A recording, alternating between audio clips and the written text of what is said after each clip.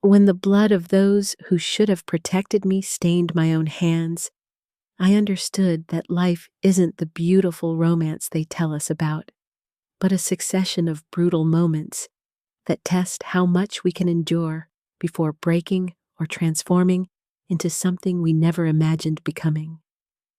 The crimson drops fell from my fingertips like tears.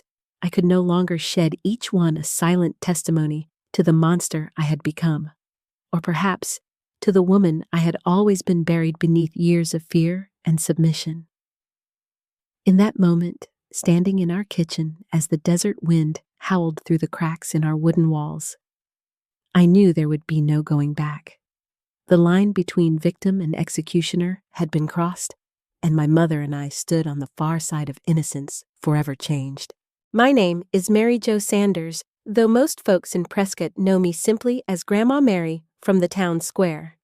At 79, with arthritis gnarling my fingers and time curving my spine, I run a small craft shop that serves more as a sanctuary for troubled women than an actual business.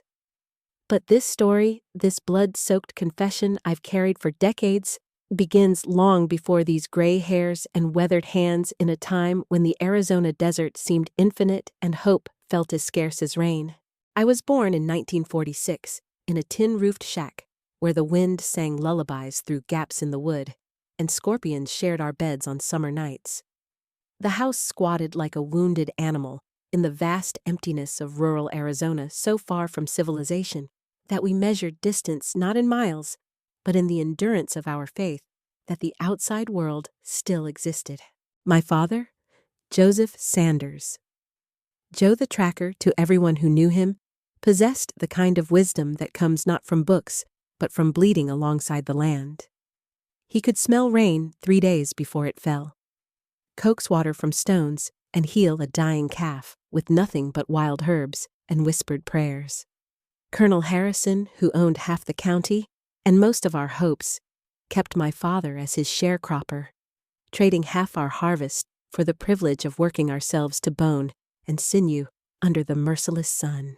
It's what we have, little bird May," he would tell me when I questioned why we had so little, while others had so much, using the pet name that made me feel precious despite our poverty.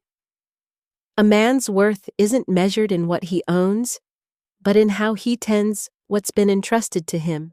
My mother, Sarah, rose each dawn before the sun painted the horizon pink, her hands already busy with the endless choreography of survival.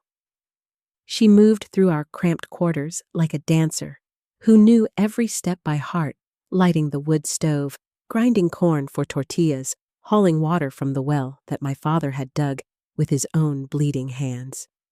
But it was in the evenings after the work was done, and we gathered around our simple table, that she truly shined.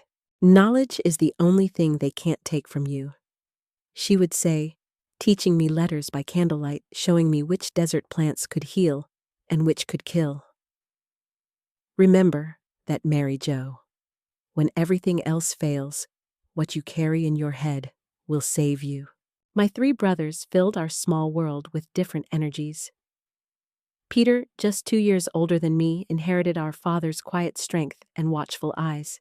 He could spend hours observing the desert, reading stories in animal tracks and weather patterns that escaped the rest of us. John, barely a year my senior, possessed a restless spirit that chafed against the boundaries of our isolated existence. "There's a whole world out there, Mary," he would whisper to me during the long, dark nights when sleep eluded us. "Cities with lights that turn night into day, oceans wider than our whole desert. Someday, I'm going to see it all." But Anthony, 10 years my senior, and already shaped by forces I couldn't understand, cast the longest shadow over our family. At 18, he possessed our father's height and broad shoulders, but none of his gentle nature. There was something predatory in the way he moved, something hungry in his eyes that made small animals flee and made me instinctively seek shelter when he entered a room. The first time I truly understood the danger he represented, I was 13, and we were at the community's 4th of July celebration. The whole county gathered around a massive bonfire sharing food and stories, while children played in the flickering light.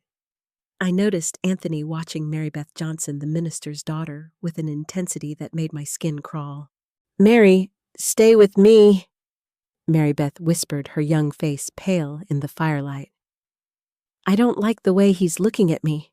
I spent that entire evening creating excuses to keep her close, some primitive instinct screaming warnings I couldn't yet articulate. 2 weeks later, Mary Beth was found wandering the desert road with her dress torn and her eyes hollow. She never spoke of what happened, but she never smiled again, either. Within a month, her family had packed their belongings and disappeared into the vastness beyond our small world. Anthony had begun associating with Damian Brooks and Tim Morrison, 2 young men from neighboring ranches who shared his taste for violence and cruelty. The 3 of them would disappear for days at a time, returning with bloodied knuckles, wild stories, and a dangerous gleam in their eyes that made even grown men step aside when they approached. That boy's got the devil in him," our neighbor, Mrs. Martinez, whispered to my mother one afternoon, crossing herself as Anthony rode past our fence line. "Mark my words, Sarah. No good will come of letting him run wild like that." But my father, for all his wisdom about the land and animals, seemed blind to the darkness growing in his eldest son. "He'll settle down," he would insist whenever my mother voiced her fears. "Young men need to feel their strength. He just needs time to find his path." Time, as it turned out, was the one thing we didn't have. August 15th, 1962. The date is carved into my memory like a headstone marking the death of everything safe and innocent in our world. My father woke that morning clutching his chest, his powerful hands suddenly weak as autumn leaves. The man who had never shown weakness, who had weathered drought and poverty and the slow erosion of dreams, was brought low by something we couldn't see or fight. "Get the healer!" My mother commanded, her voice sharp with a panic I'd never heard before. Peter ran toward the Martinez ranch while I knelt beside our father's bed, watching the color drain from his weathered face like water from cracked earth.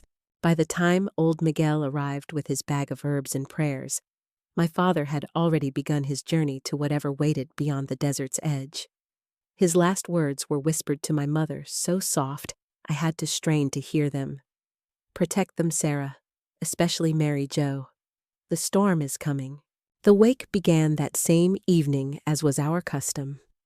Neighbors transformed our tiny living room into a shrine of grief, covering mirrors, lighting candles, and arranging wildflowers around the simple wooden coffin my father's friends had hastily constructed. The house filled with voices speaking in hushed tones, telling stories of Joe the Tracker, sharing memories that would have to last a lifetime. I sat beside my mother, her hand gripping mine with desperate strength, both of us navigating this new reality where the center of our universe had simply ceased to exist. Anthony moved through the gathering like a shadow, accepting condolences with appropriate gravity, while his eyes remained cold and calculating. Damian and Tim flanked him like loyal dogs, their presence transforming what should have been a sacred space into something that felt contaminated and dangerous. As midnight approached and the crowd thinned, I noticed the 3 of them clustered in a corner, passing a bottle of moonshine and speaking in voices too low to decipher. But their eyes kept drifting toward my mother and me, and each glance felt like a spider crawling across my skin. "Mother, Anthony said, approaching us with a smile that didn't reach his eyes. "You should rest. Go lie down for a while. I'll maintain the vigil for Father." My mother hesitated, exhaustion warring with some instinct she couldn't name. "I should stay." "The girl can help you." Anthony interrupted his tone, brooking no argument. "It's not proper for a young lady to be out here all night with the men." I felt the trap closing around us, but couldn't see how to escape it. This was my brother, after all. Blood of my blood. Despite his difficult nature, surely he wouldn't. The bedroom door closed behind us with a click that sounded like a coffin lid falling shut. My mother and I sat on the edge of the bed, the weight of grief and exhaustion making every breath an effort. That's when the door opened again, and Anthony stepped inside with Damien and Tim close behind. In the weak light of the kerosene lamp, their faces looked demonic, twisted by shadows, and something far darker.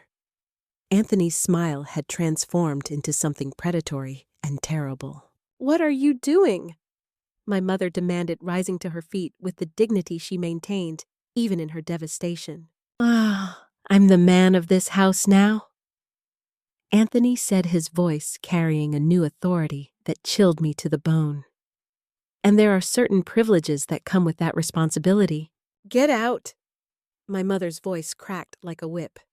"Your father isn't even cold in his coffin, and you dare—" The slap that followed was so vicious it sent her sprawling across the bed beside me. For a moment, the room spun with the horror of its violence in the presence of death sacrilege in the house of mourning. "Now you're going to learn some respect," Anthony said, and there was something sick and satisfied in his voice that would haunt my dreams for decades to come. What happened in that room while my father lay in his coffin just yards away was an education in human evil that no 13-year-old should ever receive. They took turns, those three demons wearing human faces, teaching my mother and me what it meant to be powerless, to be prey, to understand that the worst monsters don't hide under beds. They sit at your dinner table and call you family. When it was over, when they finally left us broken and bleeding in the darkness, my mother pulled me against her trembling body and whispered the words that would prove prophetic. "This was just the beginning, baby girl. They'll be back tomorrow night, and the night after that, and the night after that, until we find a way to stop them." In the suffocating silence that followed, I made the first truly adult decision of my young life. I would survive this. I would become strong enough to protect myself and my mother. And someday, somehow, Anthony and his friends would pay for what they had stolen from us in that cursed room. The desert wind howled through the cracks in our walls, carrying with it the scent of sage and something else, something that smelled like blood and vengeance and the bitter herbs my mother had taught me to recognize. Outside, the mourners continued their vigil, unaware that in the space of an hour, 2 more souls had died in that house, leaving behind only hollow shells animated by rage and the iron will to survive. The months that followed my father's burial stretched before us like a road through hell, each day bringing fresh torments, and each night promising horrors that daylight couldn't wash away. Anthony had assumed control of our lives with the casual cruelty of a king ruling over slaves, and Damien and Tim had become permanent fixtures in our home, their presence a constant reminder of our powerlessness. During the day, they worked the fields and played the role of responsible young men shouldering the burden of a fatherless family. Anthony negotiated with Colonel Harrison, managed the harvest, and earned the respect of neighbors who saw only what he wanted them to see. But when darkness fell, our house became their kingdom of cruelty. "Please," my mother whispered one night after they had finished with us and left us curled together like wounded animals. "Let me send Peter and John to stay with your aunt permanently. They don't need to grow up seeing this." I nodded, unable to speak through the pain that had become our constant companion. My younger brothers had begun asking questions. Why did Mother cry so often? Why did I flinch whenever Anthony entered a room? Why did we both sport bruises we claimed came from farm accidents? Peter, now 14, and possessing our father's keen observational skills, was the most dangerous. I found him one afternoon staring at the dark stains on my bedroom floor stains that no amount of scrubbing could remove. "Mary," he said quietly, his young voice carrying a weight no child should bear. What really happened to Mary Beth Johnson? The question hung between us like a blade, sharp and terrible. I wanted to tell him everything to let him help us carry this crushing burden. But I also knew that knowledge would destroy whatever innocence he had left, would turn him into either a victim or an accomplice to whatever solution we might find. Sometimes bad things happen to good people. I said finally, the words feeling like ashes in my mouth. And sometimes all we can do is survive them and try to protect the people we love. He studied my face with those perceptive eyes, seeing far more than I wanted him to see. But he was still young enough to accept evasion as truth, still innocent enough to believe that adults could handle whatever storms threatened the family. As summer gave way to autumn, and autumn surrendered to winter, my mother and I developed the survival instincts of prey animals. We learned to read the signs that predicted particularly brutal nights, the amount Anthony drank the gleam in Damien's eyes, the way Tim would crack his knuckles when he looked at us. We became experts at hiding bruises, at creating convincing stories for our injuries, at moving through our days like ghosts haunting the ruins of our former lives. The community, trapped in its own web of unspoken rules about family privacy and women's proper place, either genuinely failed to notice our deterioration or chose willful blindness over the difficult truth.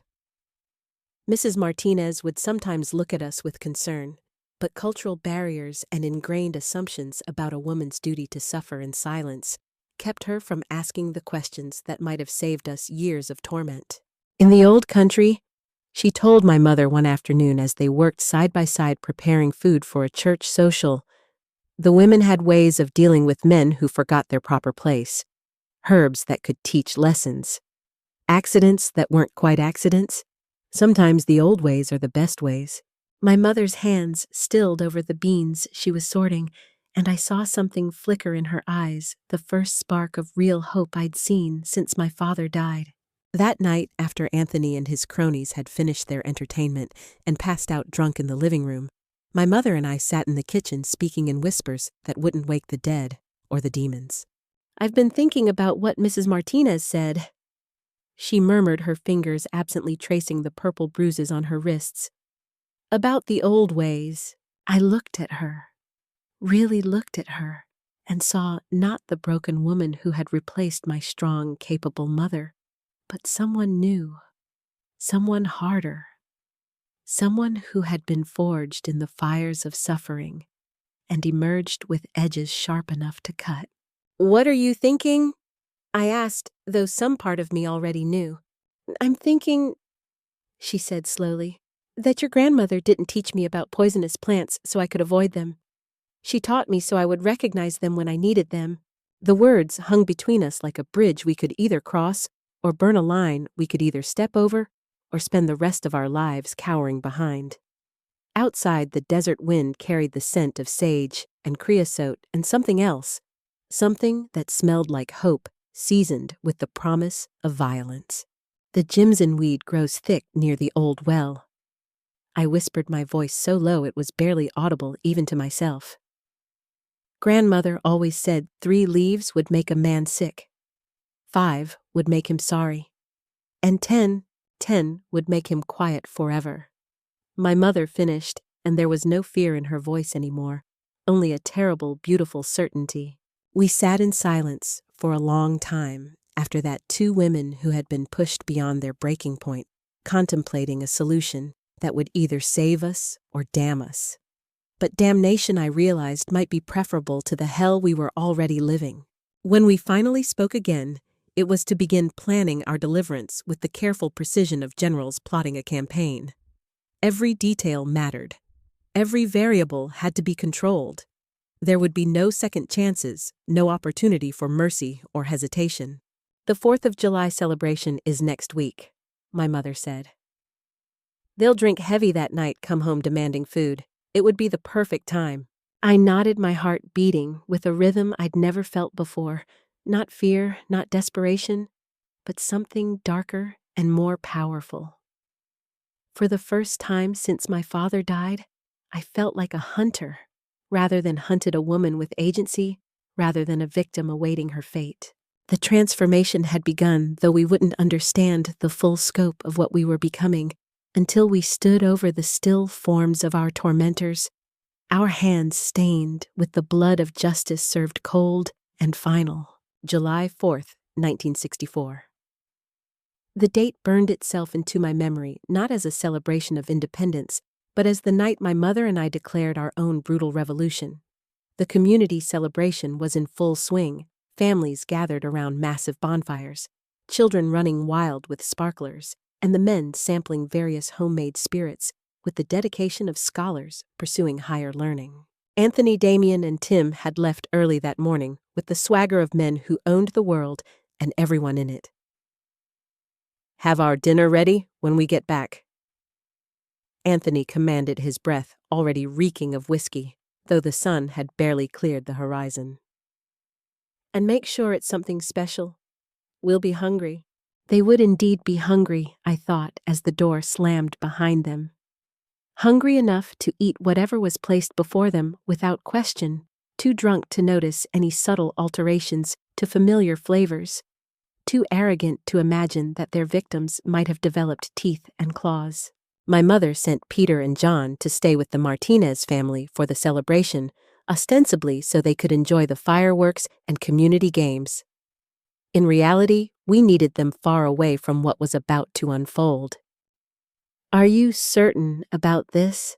I asked as we watched my brothers disappear down the dusty road, their laughter carrying on the evening breeze like an echo of innocence we would never reclaim. I'm certain that I can't survive another winter of this," my mother replied, her voice carrying the finality of a judge pronouncing sentence. "I'm certain that you deserve better than to spend your youth being destroyed by monsters. And I'm certain that sometimes the only justice available is the justice you create yourself." We worked in careful silence, preparing what would be their final meal with the reverence of a ritual. Red beans simmered with ham bone and wild onions, fresh tortillas rolled thin and cooked on the iron griddle my grandmother had brought from Mexico, a pot of green chili stew that would mask any bitter aftertaste from our special seasoning. The jimson weed had been harvested at dawn when the plant's toxins were most concentrated. My mother ground the leaves with the same stone mortar her mother had used, creating a fine powder that dissolved completely into the rich spiced broth. 15 leaves enough to ensure that what began as supper would end as last rites. "How long?" I asked, watching her stir the deadly concoction with steady hands. "An hour, maybe less if they've drunk as much as I think they have," she answered. "It will start with nausea, then convulsions. They'll think it's just too much liquor at first. By the time they realize something's wrong, it'll be too late to do anything about it." We set the table with our best dishes, not from any sense of ceremony, but because the familiar setting would encourage them to eat heartily without suspicion. 3 bowls, 3 spoons, 3 glasses for the moonshine they would inevitably demand to wash down their food. Everything arranged just as they liked it, just as it had been for nearly 2 years of torment. They returned after midnight, as predicted, drunk, loud, and demanding. Anthony kicked open the door with unnecessary force, a gesture designed to remind us of our helplessness. Damien and Tim followed like faithful hounds, their eyes already gleaming with anticipation of the night's entertainment. "About damn time!" Anthony slurred, collapsing into his chair at the head of the table. "We're hungry as wolves and twice as mean. This better be good, Sarah." Damien added his words slightly slurred, but still carrying that edge of menace that had become so familiar. "We've worked up quite an appetite." My mother served them with the same quiet efficiency she had always shown, ladling generous portions of the poisoned stew into their bowls, placing warm tortillas beside each plate, filling their glasses with the harsh liquor that would speed the toxins through their systems. This is perfect," Tim mumbled through a mouthful of our carefully prepared gift. "Just the way I like it, hot and spicy." I watched them eat with a detachment that should have frightened me, but felt instead like a form of prayer. Each spoonful brought them closer to the justice they had earned through 2 years of cruelty. Each satisfied grunt of approval was another nail in the coffin they had built with their own hands. The conversation, such as it was, centered on their plans for after-dinner plans that involved my mother and me in ways that would never come to pass. They spoke casually of our suffering as if it were weather, something natural and inevitable that required no more thought than commenting on the sunset. The first sign of trouble came 20 minutes after they began eating. Anthony paused mid-sentence, his hand moving instinctively to his stomach. Something's not sitting right, he muttered, his face suddenly pale despite the flush of alcohol. Feel like I might. He doubled over as the first wave of nausea hit him, his strong body convulsing with the violence of what was happening inside. Damien and Tim looked at him with concern that quickly turned to alarm as their own bodies began betraying them. What the hell? Damien gasped, trying to rise from his chair, only to collapse back into it as his legs refused to support him. What did you... The accusation died in his throat as convulsions racked his frame. Tim tried to reach for the door, perhaps intending to seek help or escape, but managed only a few stumbling steps before falling to his knees, his face twisted in agony and disbelief. My mother and I stood watching from the kitchen doorway, witnesses to justice finally arriving in our small corner of hell. There was no satisfaction in their suffering, only a profound sense of completion, as if some cosmic balance was finally being restored. You bitches! Anthony gasped, foam specking his lips as the poison did its work. You goddamn! But curses require breath, and breath was becoming increasingly difficult to manage. One by one, they succumbed to the gift we had prepared for them, their bodies finally still, after a lifetime of causing motion through violence and cruelty. The silence that followed was unlike anything I had ever experienced, not the absence of sound, but the presence of peace. For the first time in nearly 2 years, our house felt like a home rather than a prison, our bodies like our own, rather than territory occupied by enemy forces. It's finished, my mother said quietly, her voice carrying wonder rather than remorse. It's actually finished, but even as she spoke, we both knew that the hardest part lay ahead. 3 bodies don't dispose of themselves, and even in our isolated corner of the desert, disappearances eventually attract questions. We had perhaps 6 hours before someone might come looking, 6 hours to transform 3 murders into 3 mysterious departures. We worked through the night with the efficiency of soldiers completing a mission. The bodies were wrapped in old blankets and dragged to a remote section of our property where the soil was softer and the rocky outcroppings would hide our work. We dug by moonlight, our hands blistering and bleeding from the effort, taking turns with the shovel, while the other kept watch for approaching lights or sounds. By dawn, 3 unmarked graves lay hidden beneath carefully replaced stones and scattered brush. No prayers were spoken over the burial sites. Some souls don't deserve divine mercy, and some deaths are their own form of prayer answered at last. We burned their belongings in the kitchen stove, watching Anthony's letters and Damien's photographs curl into ash and smoke. We scrubbed the house from floor to ceiling, removing every trace of the night's work with the thoroughness of women who understood that survival depended on perfect attention to detail. When Peter and John returned from their overnight stay, they found a house subtly transformed. The tension that had hung over our family like smoke was gone, replaced by something lighter and cleaner.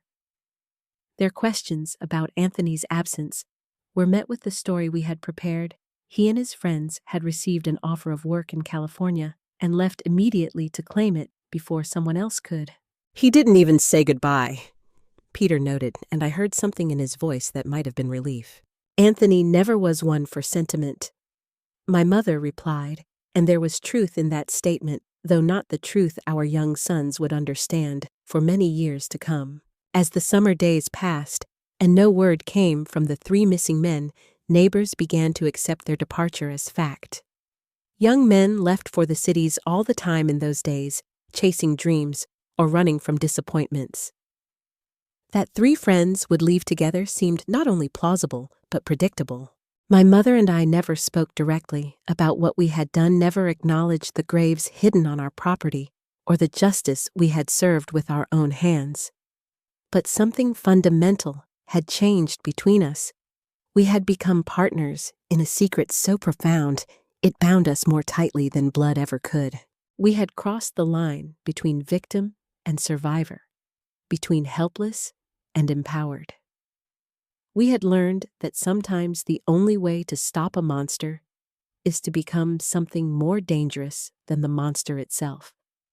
And in learning that lesson, we had planted the seeds of who we would eventually become, women who understood that true justice sometimes requires getting blood on your hands. 5 years passed like seasons in a desert, slowly marked more by internal changes than external events. The graves on our property settled into the landscape as if they had always been there, marked only by the slightly greener grass that grew above them each spring. My mother and I carried our secret like women carrying water in cracked vessels, carefully and constantly aware that one careless move could spill everything. Peter had grown into the man my father would have been proud to call son, steady, observant, possessed of that rare combination of strength and gentleness that marks true character. At 19, he managed our farm with competence beyond his years, negotiating with Colonel Harrison and earning the respect of neighbors who remembered his father's integrity. John, now 17, had never lost his hunger for the world beyond our desert boundaries. He spent his evenings reading every book he could borrow, studying by lamplight long after the rest of us had surrendered to exhaustion. "There's a university in Phoenix," he told me one evening as we watched the sunset paint the mountains purple and gold. "They have programs for people like us, people who work hard and don't have much money but have big dreams." "What kind of dreams?" I asked, though I already knew the answer from the way his eyes lit up when he talked about possibilities. "I want to be a teacher," he said quietly. "I want to help kids like us understand that being poor doesn't mean being stupid, and being from the desert doesn't mean you can't reach for the stars." I hugged him, then this brother, who had somehow maintained his optimism despite growing up in the shadow of our family's darkness. He didn't know what my mother and I had done to protect him and Peter from Anthony's influence, but he benefited from it every day, free to dream, free to plan, free to believe in futures that contained hope instead of fear.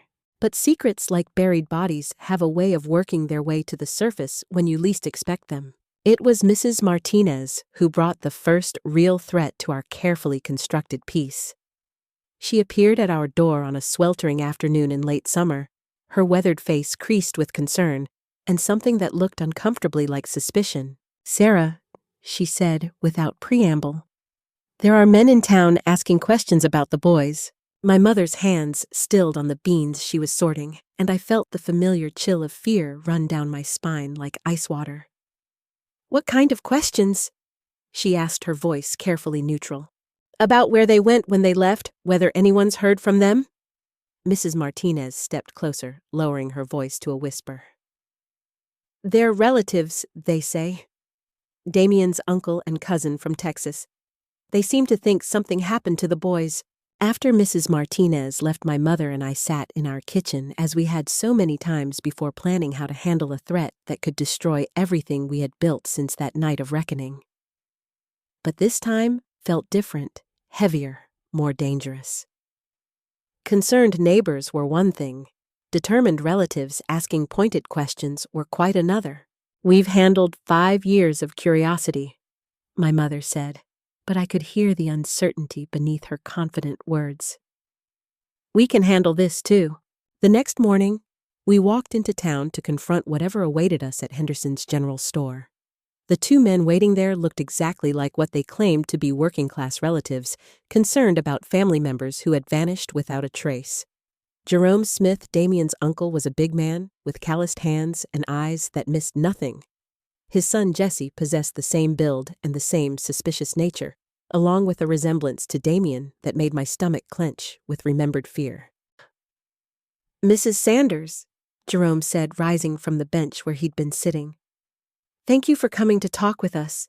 We're trying to piece together what happened to our boys." My mother handled the interview with masterful composure, sticking to our long-rehearsed story. while projecting just the right mixture of concern and helplessness. Anthony and his friends had left for California in search of better opportunities. The last letter had arrived more than a year ago.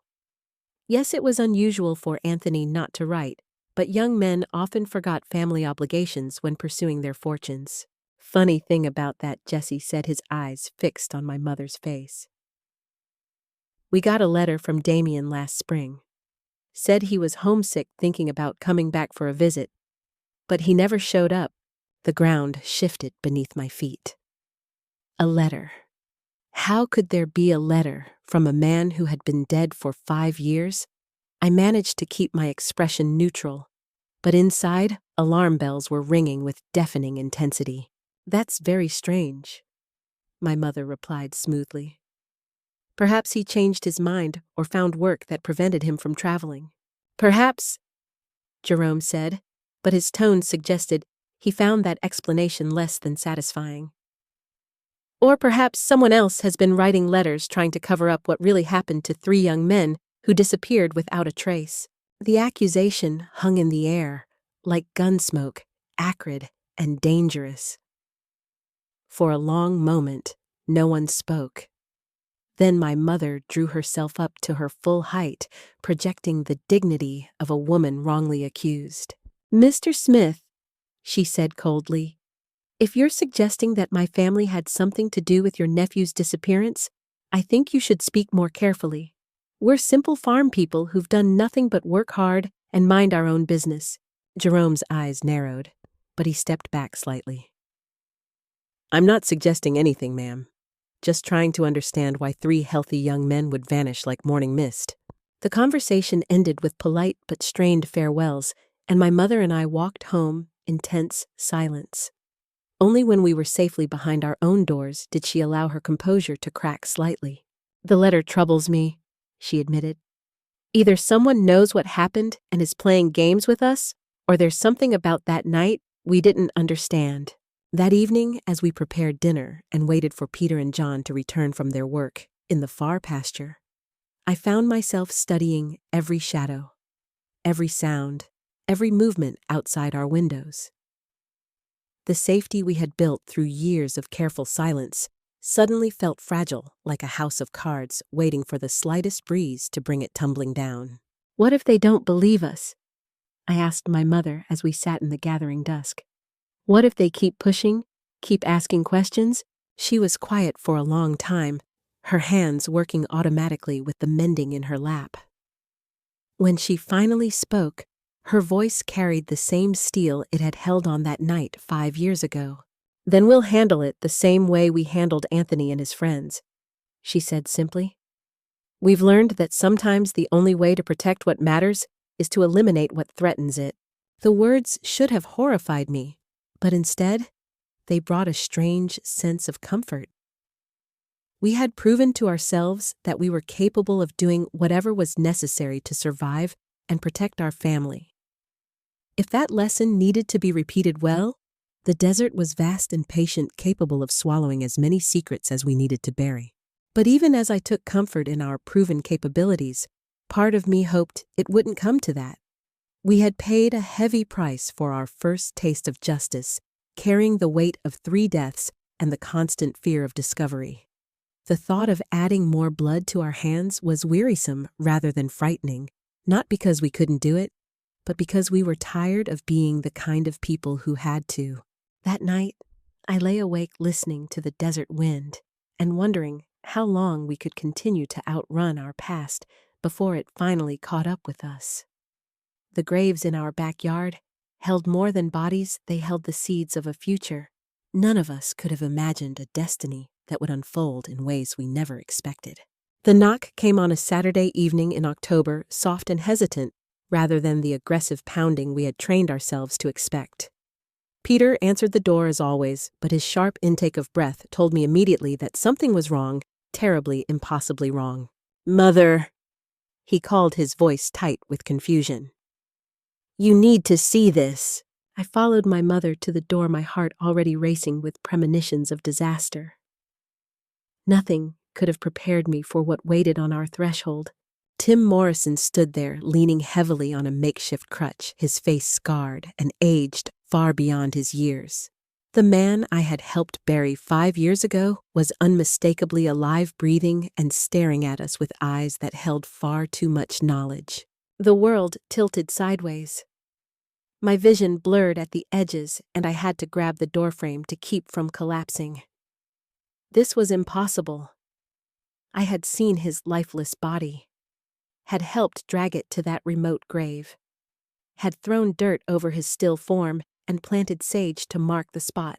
"Hello, Mrs. Sanders," Tim said quietly, his voice rougher than I remembered, but carrying none of the menace that had once made me flinch.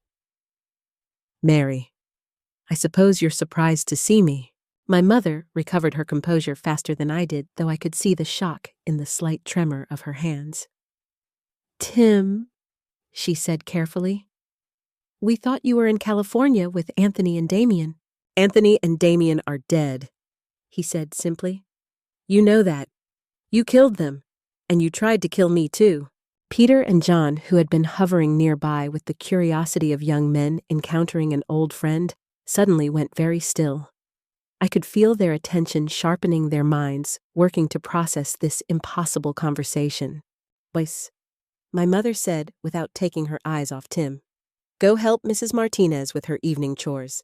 She mentioned needing assistance with the heavy work. "But Mother," Peter began. "Now," she said in a tone that brooked no argument, "we'll discuss this later." After my brothers reluctantly departed, we invited Tim inside. What else could we do? He moved slowly, favoring his right leg, and breathing carefully as if his lungs didn't work quite right anymore. The kitchen where we had served him his last meal now became the stage for a confrontation I had never imagined possible. "How?" I whispered, the word torn from my throat like a confession. "We saw you die. We buried you." Tim accepted the cup of coffee. My mother automatically prepared some habits run too deep to abandon even in crisis, and studied our faces with something that might have been compassion. "I almost did die," he said quietly.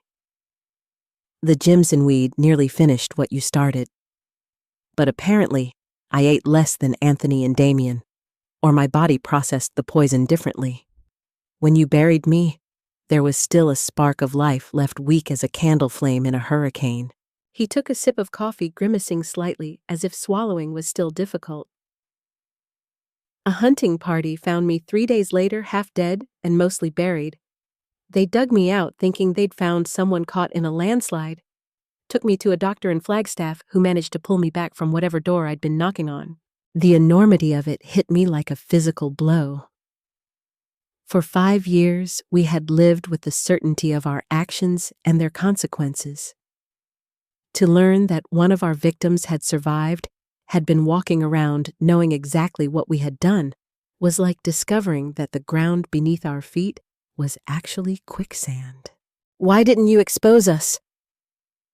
My mother asked, her voice steady despite the chaos this revelation had unleashed.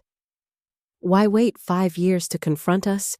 Tim was quiet for a long moment, his scarred fingers tracing patterns on the wooden table. "Because I had time to think while I was recovering. Time to remember what we did to you and Mary Jo. Time to understand what kind of men we were and what kind of desperation it takes to do what you did."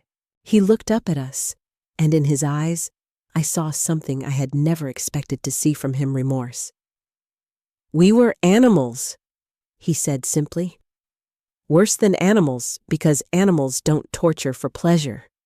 We turned your home into hell, and when you found a way to stop us, you took it. I can't blame you for that."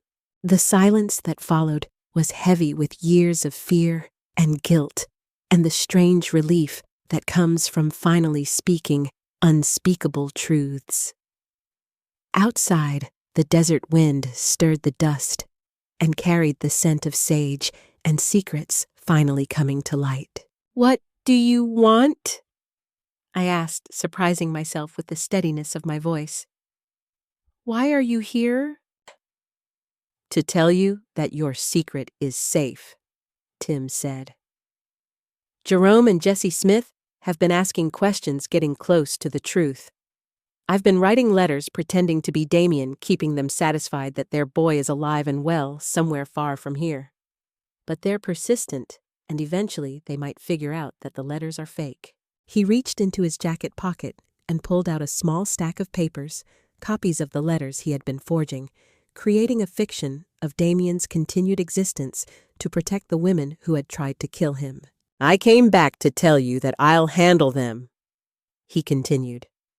"I'll convince them to stop looking to accept that some people disappear and don't want to be found. Your secret dies with me." My mother leaned forward, studying his face with the intensity of someone trying to read fine print in dim light. "Why would you do that? Why would you protect us after what we did to you?" Tim's smile was sad and weary and somehow wise. "Because I spent 3 years in hospitals and rehabilitation centers learning how to walk again, how to breathe properly, how to live with what we did to innocent people. I met other men there, men who had been damaged in wars and accidents, in moments of violence that changed everything. And I learned something important." He paused, gathering his thoughts, or perhaps his courage.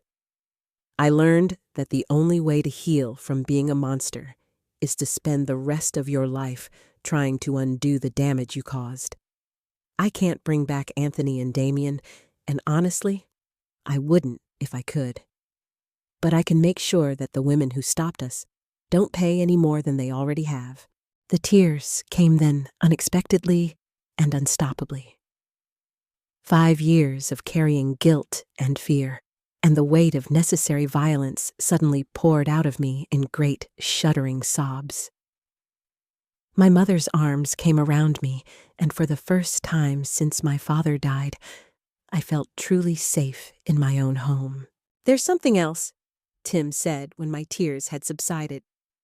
"I've been working with women who've been through what you went through, helping them find resources, legal aid, safe places to go. If you ever decide you want to turn your experience into something that could help others, I know people who could use your wisdom." He stood up slowly, his movements still careful and pained. "I'll be in town for a few days dealing with the Smith family. After that, I'll disappear again. But if you ever need anything, if anyone ever threatens you with exposure or harm, you can reach me through this address." He handed my mother a slip of paper with an address in Phoenix written in careful script. "I owe you a debt I can never fully repay you. Stopped me from becoming something even worse than I already was. The least I can do is make sure you're safe from the consequences." After he left, my mother and I sat in our kitchen for hours trying to process what had just happened. The ghost of our past had returned not to haunt us, but to grant us absolution we had never dared hope for. The man we had tried to kill had become our unlikely protector, transformed by the same violence that had transformed us. "Do you think he meant it?" I asked as dawn began to lighten the sky beyond our windows. "About keeping our secret?" "Yes," my mother said with quiet certainty. "He's found his own form of justice, spending his life trying to balance the scales. Protecting us is part of that balance." When Peter and John returned home the next morning, we told them a carefully edited version of the truth. Tim had been seriously injured in an accident, had spent years recovering, and had finally made contact to let us know he was alive. Their relief was palpable. They had grown up with the mystery of their brother's disappearance, and having at least partial answers seemed to ease something in them that I hadn't even realized was troubled. True to his word, Tim dealt with the Smith family. Within a week, Jerome and Jesse had packed up and returned to Texas, apparently satisfied that their questions had been answered, and their nephew was simply someone who preferred his new life to maintaining family connections. The crisis had passed, but it left us changed once again. The weight of our secret had been shared, lightened by the understanding of someone who truly comprehended the desperation that had driven us to murder. For the first time in 5 years, I could imagine a future that wasn't shadowed by the constant fear of discovery. More importantly, Tim's words about turning our experience into help for others had planted a seed that would grow into something none of us could have anticipated. We had learned how to survive the worst that men could do to women. Perhaps it was time to learn how to help other women do the same. The transformation didn't happen overnight like some miracle from a Sunday sermon. Instead, it unfolded gradually the way desert flowers bloom after rare rain, carefully, tentatively, then with sudden and surprising strength. Tim's visit had given us something we hadn't possessed in years, the freedom to imagine a future beyond simple survival. It began with small things. Mrs. Martinez mentioning that her daughter-in-law had bruises she couldn't explain. A young woman at the general store who flinched when men spoke too loudly. Whispered conversations between neighbors about situations everyone knew about but no one wanted to address directly. We could help them, I said to my mother one evening as we sat on our porch watching the sunset paint the mountains in shades of fire. We know what it's like. We know how to survive. Do we know how to help them survive? She asked, but there was something in her voice that suggested she was already considering the possibilities. Our solution was extreme. I thought about that conversation for days. Our solution had indeed been extreme, born of desperation and the complete absence of alternatives. But what if we could help other women before they reached that point of ultimate desperation? What if we could offer them options we had never had? The first woman who came to us was Elena Rodriguez, the young wife of a ranch hand who worked for Colonel Harrison. She appeared at our door on a Tuesday morning, her left eye swollen shut, and her movements careful in the way of someone whose ribs weren't functioning properly. Mrs. Martinez said you might understand, she whispered, glancing over her shoulder as if her husband might materialize from thin air. She said you've been through difficulties. My mother invited her in, sat her at our kitchen table, and poured coffee while I gathered the herbs we had learned to use for healing instead of harming. As Elena told her story, the gradual escalation from angry words to violent hands, the isolation, the fear, the crushing certainty that there was no way out. I saw my younger self reflected in her swollen face and trembling hands. What did you do? She asked when we shared our own edited history. How did you make it stop? My mother and I exchanged glances that carried 5 years of shared secrets. We found a way to remove the threat, my mother said carefully. But there might be other solutions for you, solutions that don't require such finality. We kept Elena hidden in our spare room for 3 days while we developed a plan. Her husband predictably came looking for her, drunk and belligerent, and demanding to know where she was hiding. Peter, now 21, and built like a tree that had weathered many storms, met him at our front gate. I don't know what you're talking about, Peter said calmly, his hands relaxed but ready. But if you're looking for trouble, you might want to consider whether you're prepared for what you'll find. There was something in Peter's stance, some quality that suggested he had inherited more from our family than just our father's gentle nature, that made Elena's husband reconsider his approach. He left without forcing a confrontation, but we all knew he would return. That night, while Elena slept fitfully in our spare room, my mother and I planned her escape with the same methodical attention to detail we had once applied to a very different kind of problem. John, now preparing for college with the single-minded determination of someone who saw education as his path to freedom, had friends in Phoenix who could provide temporary shelter. Peter knew ranchers in other counties who needed workers and weren't particular about asking questions regarding their employees' pasts. We're creating a network, I realized as we finalized arrangements for Elena's new life, a way for women to disappear safely instead of having to make their threats disappear permanently. Elena left on a Thursday morning riding in the back of a supply wagon that would take her to Phoenix and a job as a housekeeper for one of John's professor friends. She pressed a letter into my hands as she departed, not an address where we could reach her, but a promise that she would help the next woman who needed to disappear, creating links in a chain of salvation that stretched beyond what any of us could have imagined. Word spread in the careful whispered way that news travels among women who understand the difference between gossip and survival information. Over the next 2 years, 17 women found their way to our door, each carrying her own burden of bruises and fear, each leaving with a plan and a chance at something better than mere endurance. We learned as we went, developing strategies that didn't require bloodshed, but sometimes demanded other forms of creativity. There was the woman whose husband controlled every penny she earned, so we helped her establish a bank account in the next county under her maiden name. There was the young mother who couldn't leave because her children would have no protection from their father's violence, so we arranged for her entire family to relocate to a town where she had distant relatives and he had no connections.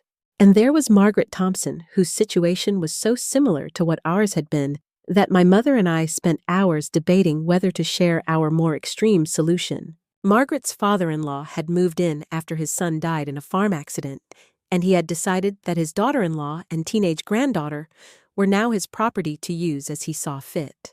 Like us, Margaret was isolated without resources and trapped by social expectations that prioritized family harmony over individual safety. "I've thought about poison," she confessed during her third visit to our kitchen. "I know which plants would do it, but I'm not brave enough, or maybe not desperate enough yet." "You're brave enough to be here asking for help," my mother replied. "That takes more courage than you know. And there are other ways to remove threats besides removing the people who create them." We spent 2 weeks planning Margaret's liberation, but this time the plan involved legal documents instead of lethal herbs. Tim had kept in touch through careful letters, and through his connections, we arranged for a sheriff's deputy to witness Margaret's father-in-law in a compromising position with a neighbor's daughter, a position that would either result in his immediate departure from the area or his residence in the county jail. The old man chose departure, as we had predicted. Men like him were cowards at heart, preferring easy victims to anyone who might fight back or expose them. Margaret remained on her land with her daughter, free to rebuild her life without resorting to the extreme measures my mother and I had once found necessary. We're good at this," I told my mother as we celebrated Margaret's success with rare glasses of wine. "We understand how these men think, because we've faced the worst they can do." "More than that," she replied, her eyes bright with something I hadn't seen since before my father died, hope. "We've learned that surviving them is just the beginning. The real victory is using what they taught us to help others avoid learning the same lessons the hard way." By 1971, our unofficial network had grown to include women throughout Arizona and parts of New Mexico. We had safe houses, job networks, legal contacts, and even a few sympathetic law enforcement officers who understood that sometimes justice required looking the other way when certain people disappeared and certain problems resolved themselves through untraceable means. John had graduated from college and returned home to teach at the new regional school, bringing with him connections to social workers and advocates who were beginning to recognize domestic violence as a social problem rather than a private family matter. Peter had married a woman who shared our understanding that some secrets were worth keeping and some causes were worth risking everything to support. And I had found my calling in the most unlikely way imaginable, by transforming the darkest chapter of my life into a source of strength for women facing their own dark chapters. The skills my mother and I had learned in desperation, careful planning, absolute discretion, willingness to do whatever was necessary to protect those we loved, had become tools for creating hope where none had existed before. We never advertised our services or sought recognition for what we did. Our work survived through whispered recommendations and desperate prayers answered by women who had once walked in similar shoes. We had learned that the most effective revolutions happen in shadows carried out by people who understand that changing the world sometimes requires getting your hands dirty. The graves on our property had become more than burial sites for 3 men who had deserved their fate. They had become the foundation stones for something larger and more lasting, a network of women who refused to accept that violence was the price of being female in a world designed by and for men who confused strength with cruelty. We had planted seeds in blood-soaked soil and somehow managed to grow something beautiful from that dark earth. But even as we celebrated our successes, we never forgot the price we had paid for our knowledge, or the fact that there would always be more women who needed help and more men who needed to learn that there were consequences for treating others as less than human. The war was far from over, but we had learned how to win battles. And sometimes winning enough battles is how you eventually win the war. Time has a way of eroding even the most carefully built walls, and by 1975, the weight of our secret had begun to show cracks that no amount of careful maintenance could disguise. John, now 27 and teaching at the regional high school, had grown increasingly quiet during family gatherings, his observant nature having pieced together fragments of truth that we had tried so hard to keep buried. It was Peter who finally forced the conversation that had been building for years like storm clouds on the horizon. We were all gathered for Sunday dinner, a tradition we had maintained even as our family expanded to include Peter's wife Maria and their 2 young children when Peter set down his fork and looked directly at my mother. "Mother," he said quietly, "I need to know what really happened to Anthony." The silence that followed was profound, broken only by the sound of Maria quietly gathering the children and taking them to play outside. She had learned through nearly 5 years of marriage into our family that there were conversations that happened only between blood relatives, discussions that carried weight too heavy for outsiders to bear. John leaned back in his chair, his teacher's mind clearly organizing thoughts he had been collecting for years. "I've wondered about this for a long time," he said. "The way Anthony disappeared so suddenly. The way you and Mary changed after that. The way the house felt different, lighter somehow after he was gone." My mother sat perfectly still, her hands folded in her lap, her face revealing nothing of the storm I knew was raging inside her. We had always known this moment would come, eventually had prepared for it in the way that one prepares for death or natural disasters, hoping it can be avoided while knowing it's inevitable. "What do you think happened?" she asked, neither confirming nor denying, but opening a door that had been locked for more than a decade. Peter exchanged glances with John, and I saw something pass between them, the kind of silent communication that develops between brothers who have spent years protecting each other from truths too harsh for young minds to process. "I think," Peter said carefully, "that Anthony was hurting you and Mary. I think he was doing things that no brother should do, things that would have destroyed our family if they had continued. And I think you found a way to make it stop." The words hung in the air, like smoke from a fire that couldn't be extinguished. There was no accusation in Peter's voice, no condemnation, only a terrible, loving understanding that cut deeper than anger ever could have. "I was too young to help then," John added, his voice thick with emotion. "Too young to understand what was happening or to do anything to stop it. But I'm not too young anymore to handle the truth." I looked at my mother, seeing her as if through a different lens, not just as the woman who had helped me survive our family's darkest period, but as a mother who had carried an impossible burden alone to protect the children who remained innocent. The lines around her eyes told the story of years spent weighing the cost of truth against the price of secrets, wondering if the sons she had fought to protect would understand the choices she had made on their behalf. "Yes," she said finally, the single word containing multitudes. "Your brother was sick. He was hurting Mary and me in ways that would have destroyed us completely if we hadn't found a way to stop him." "And Damien and Tim?" Peter asked quietly. "Were part of it?" I said, speaking for the first time since the conversation began. "They were all part of it, and we were completely alone, and we did what we had to do to survive." John leaned forward, his hands clasped tightly on the table. "Are they buried on our property?" The directness of the question startled me, but I realized he had earned the right to know everything. "Yes," my mother said, "near the old well under the sage and stones." What followed was not the horror or rejection I had feared, but something infinitely more healing acceptance. My brothers sat with the truth of what their mother and sister had done, processing it not as a crime requiring judgment, but as an act of survival requiring understanding. "I'm glad," Peter said after a long silence. "I'm glad you were strong enough to stop them, and I'm glad you kept John and me from having to carry that knowledge before we were old enough to handle it properly." John nodded, tears streaming down his face. "I used to have nightmares about Anthony coming back," he admitted. "Dreams where he returned and everything went back to being wrong and frightening. Knowing that can never happen. It feels like waking up from a bad dream I'd been having for years."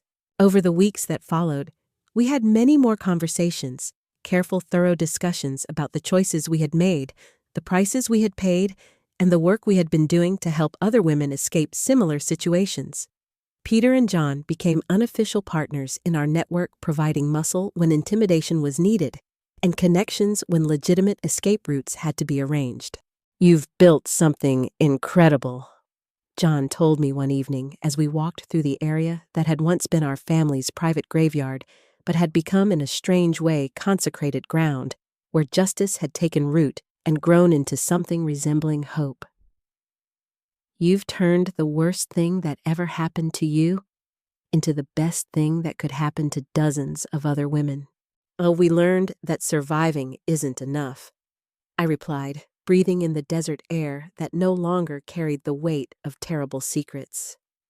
"We learned that if you survive something, you have a responsibility to help others survive it too." The truth once shared seemed to lighten everything around us. The house where we had once cowered in fear became a true sanctuary, not just for our family, but for any woman who needed to know that there were people in the world who understood the difference between justice and law, between survival and surrender. Maria, when she was finally brought into the full circle of our family's knowledge, surprised us all by revealing her own history of abuse and escape. "I recognized something in all of you the first time Peter brought me home," she said. "You had the eyes of people who had seen the worst and refused to let it break them.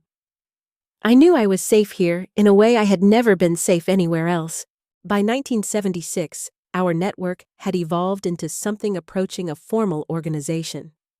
We had established safe houses in 3 states, developed relationships with sympathetic lawyers and law enforcement officers, and created a communication system that allowed women to find help without leaving trails their abusers could follow.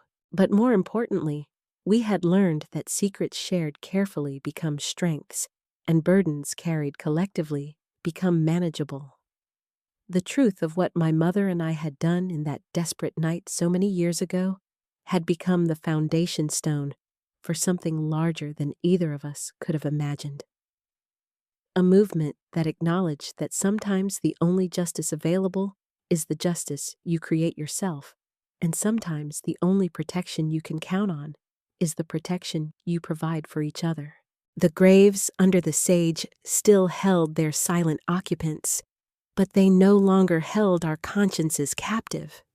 We had transformed murder into mercy, desperation into determination, and secrets into the building blocks of hope for women who had thought themselves beyond help. It wasn't the life any of us had planned, but it was the life that had grown from the choices we made when all other choices had been taken away. And in its own way, it was beautiful, a testament to the possibility that even in the darkest soil, even watered with tears and fertilized with blood, something healing and helpful can eventually bloom. In 1978, when I was 32 years old, I made a decision that would have been unthinkable during those dark years of fear and survival. I decided to go to college. John had been encouraging me for months, insisting that my practical experience helping abused women, combined with formal education in psychology and social work, could amplify the impact of everything we had built. "You understand trauma in ways that textbooks can't teach," he argued during one of our evening walks through the desert. But imagine what you could accomplish if you combined that understanding with professional credentials and institutional resources. The idea terrified me. At 32, I would be older than most of my classmates, a woman whose education had been interrupted by violence and whose worldview had been shaped by experiences that most people couldn't imagine. How could I sit in lecture halls discussing theoretical approaches to problems I had solved with poison in graveyards? But Tim, who had maintained his quiet correspondence with us over the years, sent a letter that convinced me to take the leap. "You've spent 15 years learning how to save women from the worst that men can do to them. Now learn how to prevent it from happening in the first place. The world needs healers who understand that sometimes healing requires cutting out the diseased parts." Arizona State University accepted me as a non-traditional student, and I packed my few belongings for the move to Phoenix with the same methodical care I had once applied to planning escapes for desperate women. My mother, now in her 60s, but still fierce with the flame that had sustained us through our darkest years, would remain on the farm with Peter and Maria maintaining the safe house network we had spent years building. "This isn't goodbye," she said as we stood on the porch where I had once sat contemplating poison and murder. "This is you taking our work to the next level. You're going to learn how to help thousands of women instead of dozens." College was simultaneously more difficult and easier than I had anticipated. The academic work challenged me in ways that complemented rather than contradicted my practical experience. When professors discussed the psychological effects of prolonged trauma, I could speak from lived experience. When classmates struggled to understand why victims don't simply leave their abusers, I could explain with authority earned through blood and sleepless nights. But I also learned that my solutions, while effective, had been limited by the resources and knowledge available to a desperate woman in rural Arizona. There were legal mechanisms I had never known existed, therapeutic approaches that could heal wounds I had thought would bleed forever, and institutional supports that could help women rebuild their lives without having to disappear into new identities. I threw myself into my studies with the passion of someone who understood that education was not just personal advancement, but a form of justice, a way to honor the women who had died because they lacked the resources to escape, and to serve the ones who still needed help, but deserved better options than poison and secret graves. During my junior year, I was assigned to write a paper on community responses to domestic violence. Instead of relying solely on published research, I decided to document the informal network my family had developed carefully. Disguising details, but presenting an honest analysis of what worked, what didn't, and what lessons could be applied to more formal intervention programs. Professor Janet Williams, a woman whose own research focused on survival strategies among marginalized populations, called me to her office after reading my paper. "This is extraordinary work," she said, studying me with eyes that seemed to see more than most people revealed.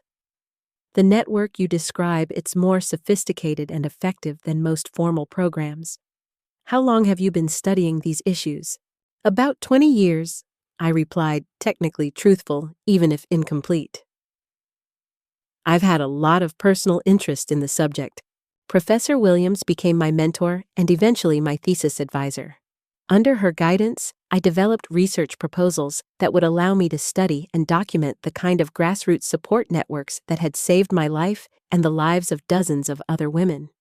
The work was deeply personal, but it was also rigorous scholarship that could contribute to broader understanding of how communities could support survivors more effectively. My thesis, titled "Informal Networks of Survival Community-Based Responses to Intimate Partner Violence in Rural Communities," became the foundation for my master's degree and eventually led to a doctoral program focused on trauma recovery and community intervention strategies. But perhaps the most transformative experience of my college years came through an unexpected encounter in my final semester. I was working late in the university library when a young woman approached my table, her movements cautious, and her eyes carrying the hypervigilant alertness I recognized immediately.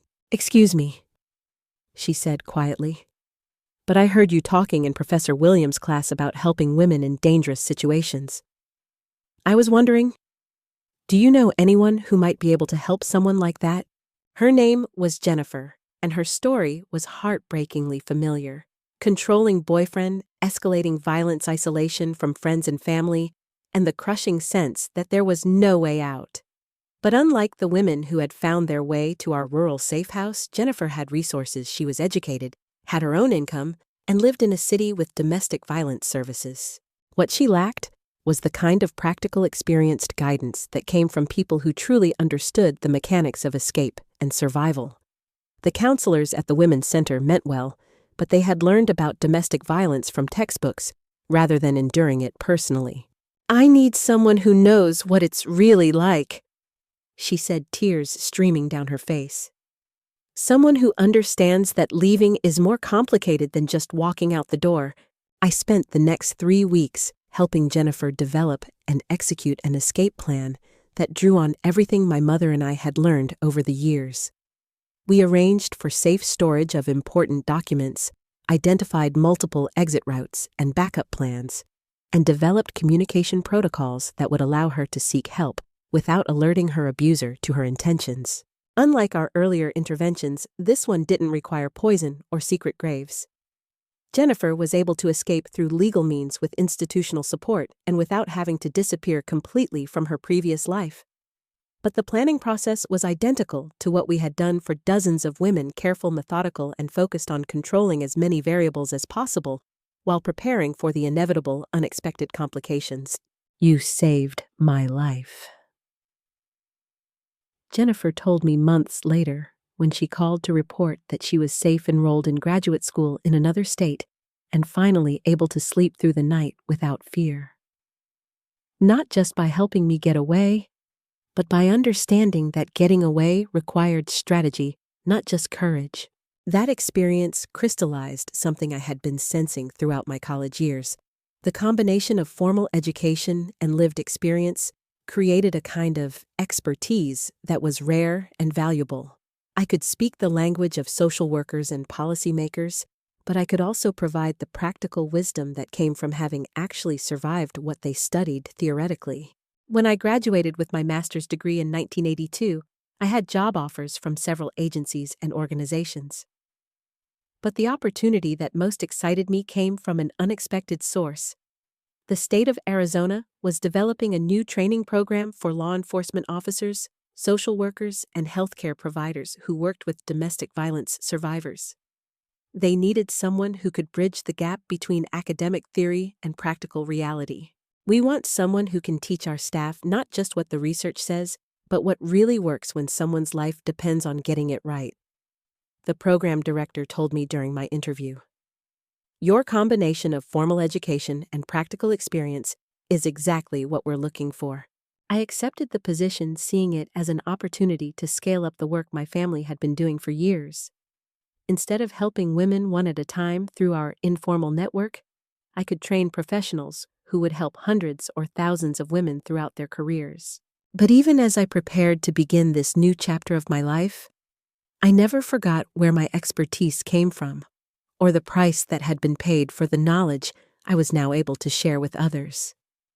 Every training session I conducted was informed by memories of that terrible night in my father's house, by the years of fear and planning that followed, and by the understanding that sometimes the only protection available to vulnerable people is the protection they create for themselves. The graves on our family property still held their silent occupants, but their deaths had become more than just acts of desperate self-defense. They had become the foundation stones for a career dedicated to ensuring that other women would have better options than the ones my mother and I had been forced to create.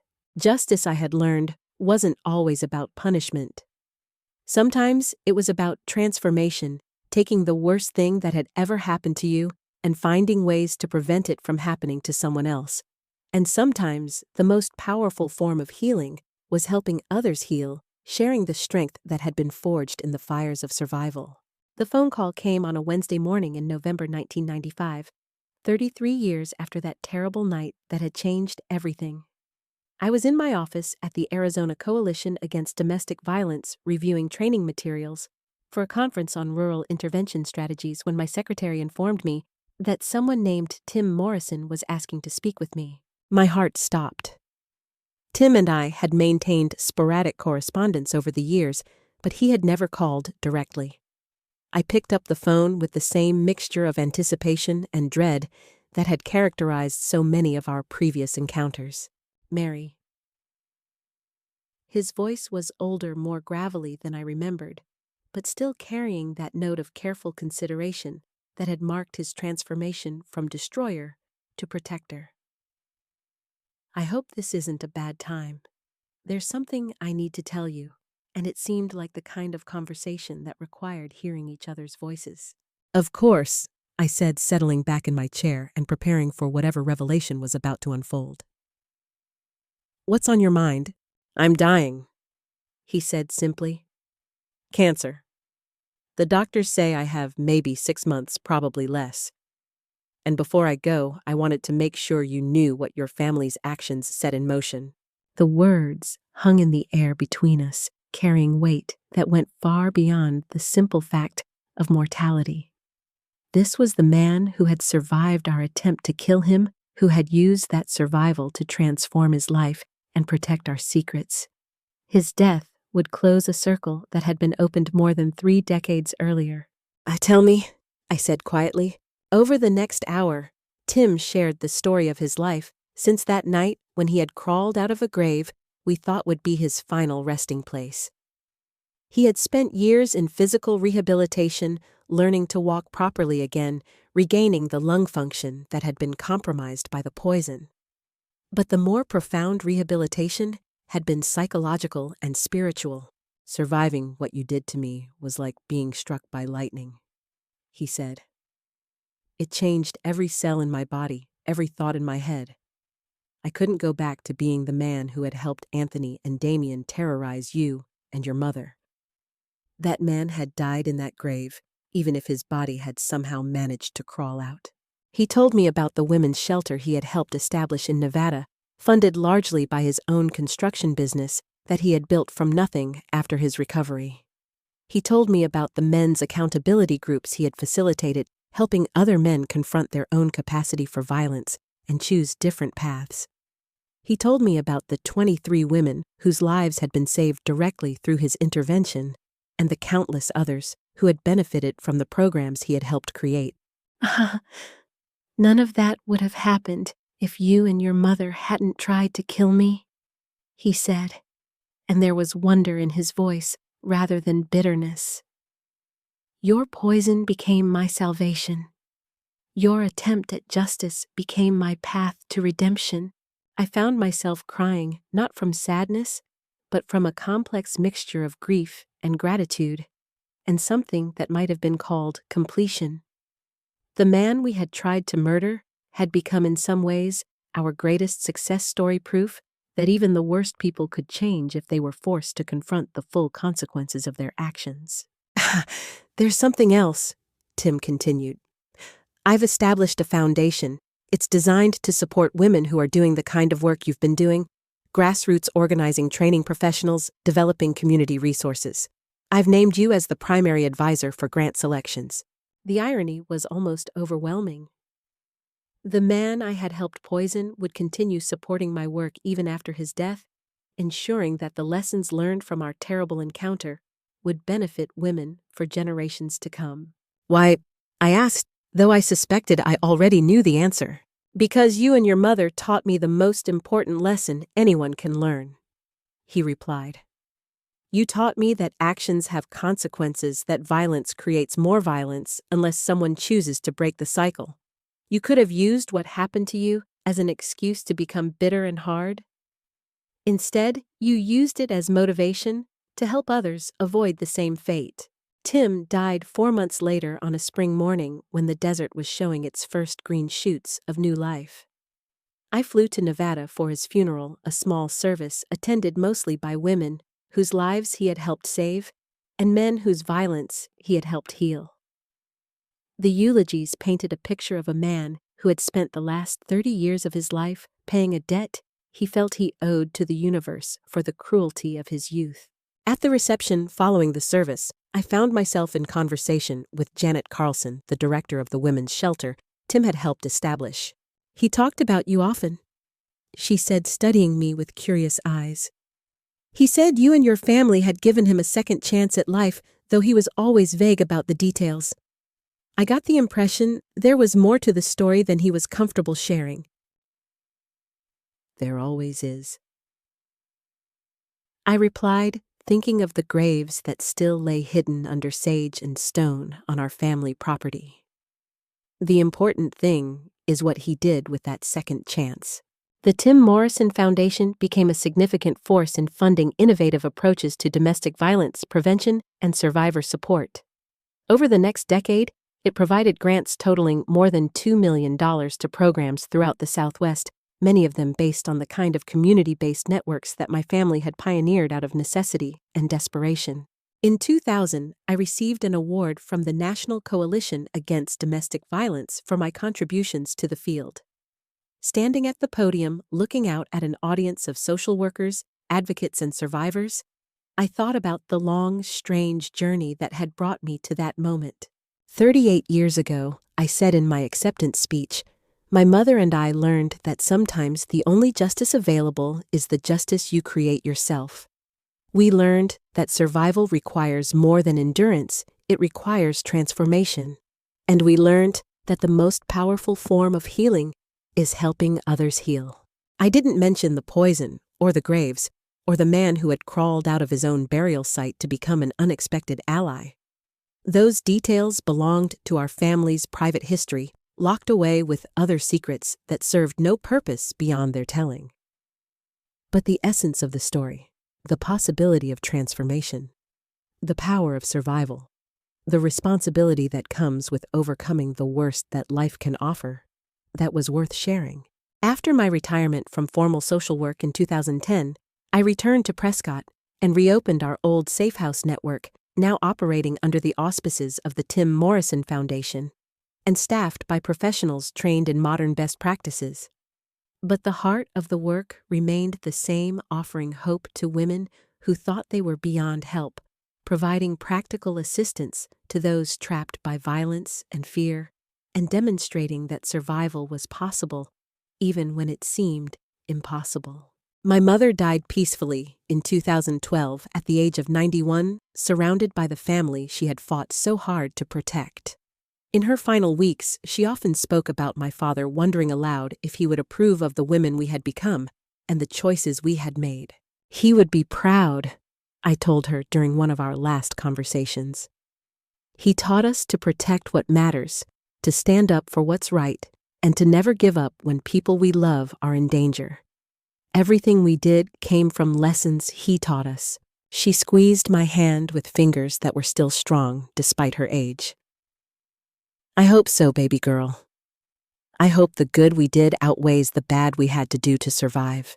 Peter and John, now grandfathers themselves, helped me maintain the property where our terrible secrets remained buried. We never moved the graves or marked them with monuments, but we kept the area clean and planted flowers each spring, not from any sense of honor for the men who lay there, but as a reminder that even the darkest soil can eventually support new growth. Now, at 79, I spend my days in this small craft shop that serves as much as an informal counseling center as a business.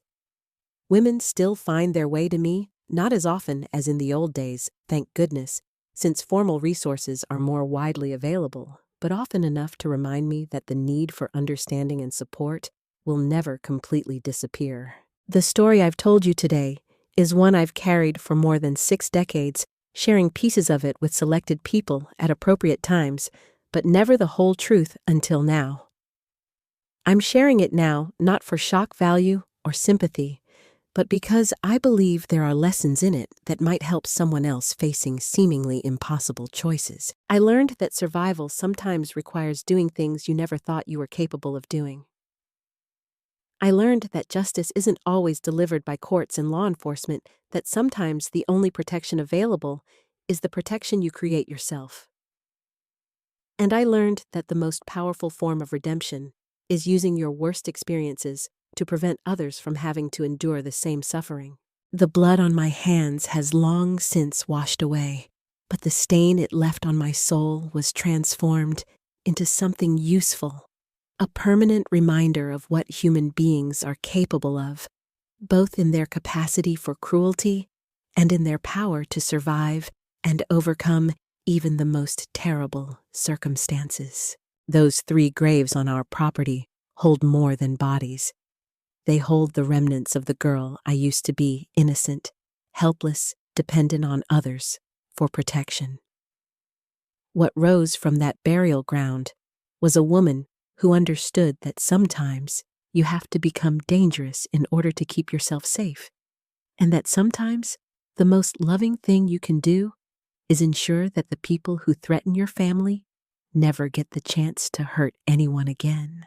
From the ashes of my past, from the ashes of what I was and what was done to me, I managed to find my way to something resembling light.